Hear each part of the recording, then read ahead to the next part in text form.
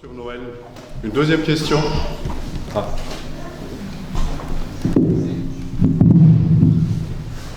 Maintenant, pour comprendre quel est l'intérêt pour nous, chrétiens.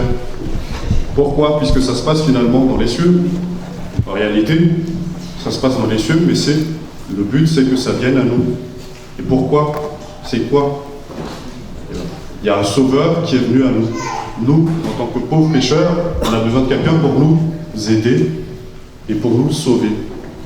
Donc aujourd'hui, en période de Noël, en fait, la venue de cette personne-là qui est Jésus-Christ, qui est en fait un Dieu, qui s'est abaissé à devenir un être humain. Donc c'est Jésus-Christ.